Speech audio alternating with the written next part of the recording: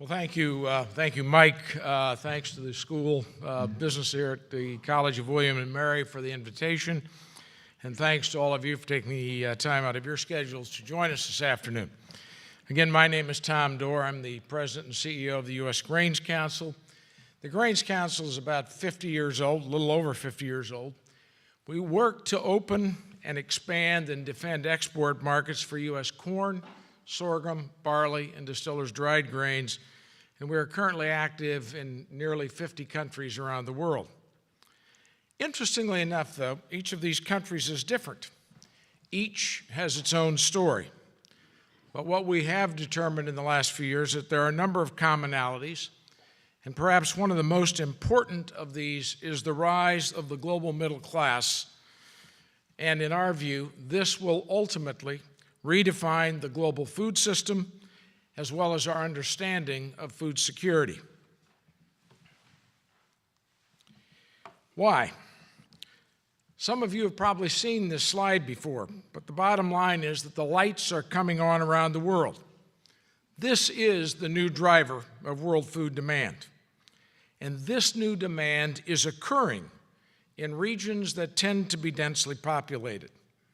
And yet often they lack the natural resources to provide a food system. And this would suggest that a U.S.-style commodity food system is probably not in the realm of possibility. But bear in mind that these countries are increasingly affluent and that they will find ways to meet this new demand.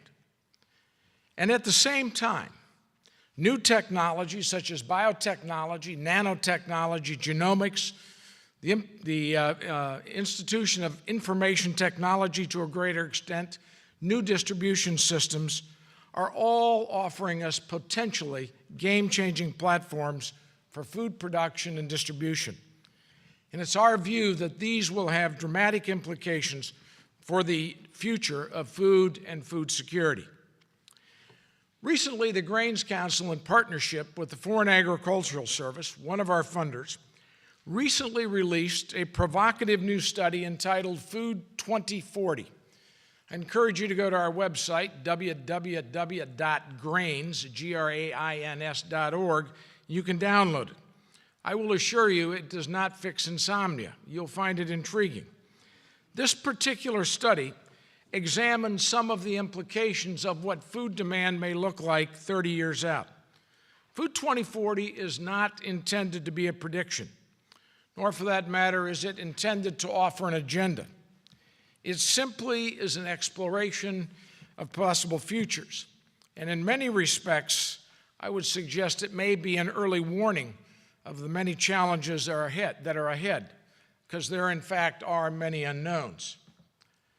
But in general, Food 2040 actually envisions a world in which this new middle class in the near future, largely in Asia, ultimately remakes the world food system.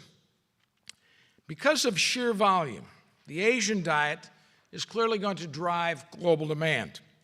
The new Asian diet will be different, posing both challenges and opportunities to producers as well as food marketers.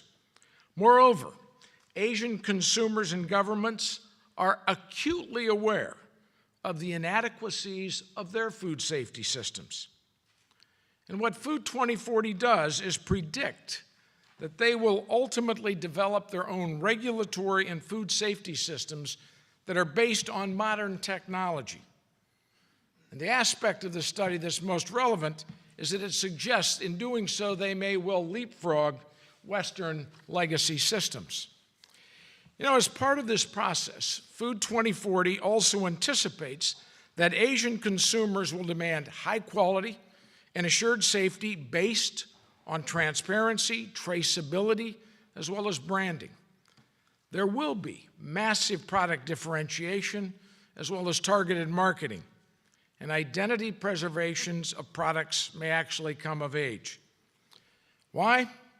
Most likely because a new 21st century infrastructure is going to be built to accommodate these challenges. The bottom line is that the future of food is likely to look very different from the past, and this would suggest that we begin to rethink what we mean by food security. The future of food is likely to look very different from the past. Excuse me. The change is rapid. From a U.S. perspective, we must begin with the recognition that literally 95% of the world's population lives outside our borders, and that our traditional food and feed markets are really quite traditional and quite domestically stable. And so that simply means that the growth is going to occur elsewhere. Literally in just over a decade, from 2009 to 2020, we anticipate another 350 million households, more than 1 billion people, will join the global middle class, again, mostly in Asia. And this is already putting pressure on producers. You've heard the stories. It is driving up prices. Some countries have already experienced some level of civil unrest as a result of increased food costs. This does drive government policy, and it clearly, as the Sheikh has indicated, is recognized as a national security issue. But in a rapidly growing, increasingly affluent world, I think it is important to recognize that prices drive production as well. And so I would also suggest that we have 3 dueling elements of the food security question.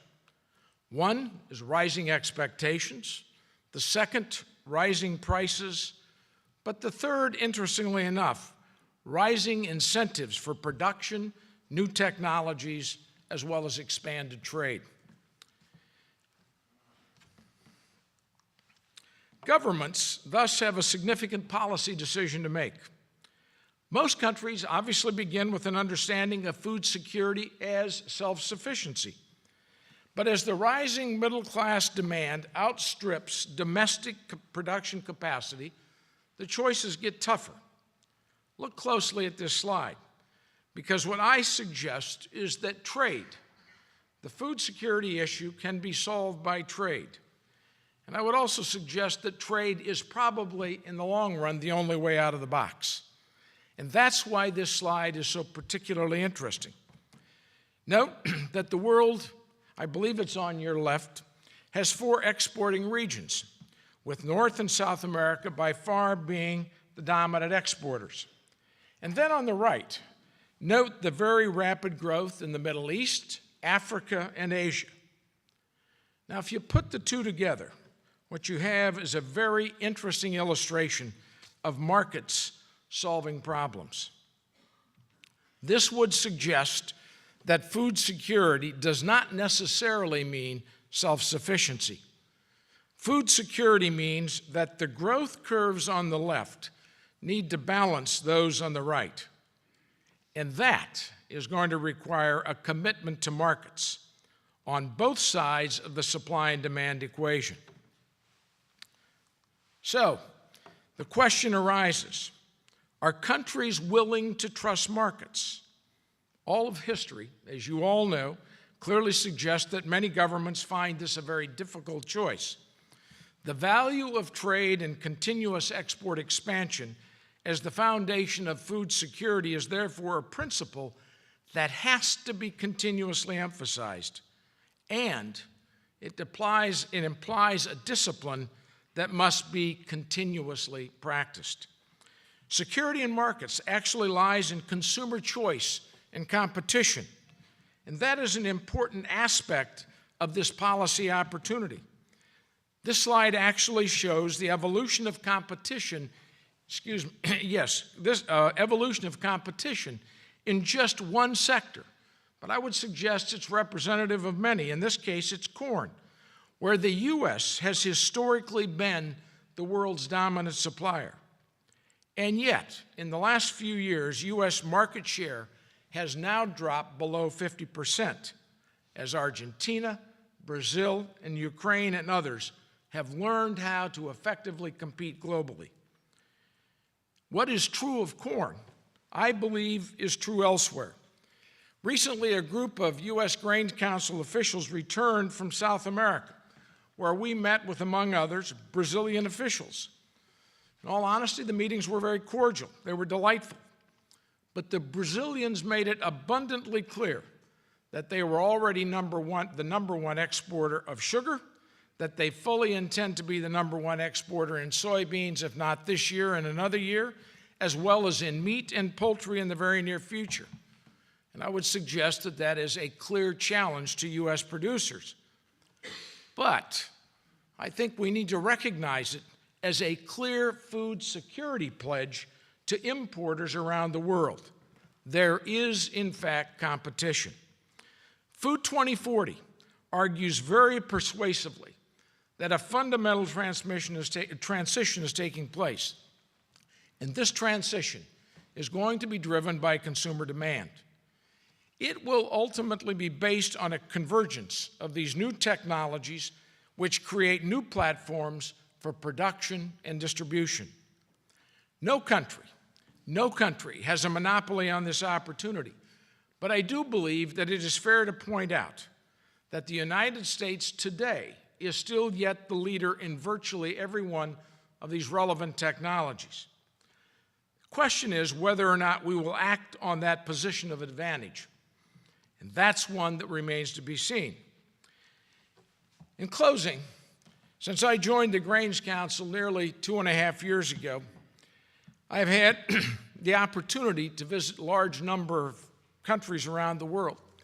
And probably one of the most stunning airline approaches that I've had in my experience, and some of you, I suspect, have seen it as well, is when you fly into Singapore and see the ports, the harbors, the ships that are all there. It is clear that a lion's share of the shipping industry of the world is there. The industrial and service infrastructure is clearly there.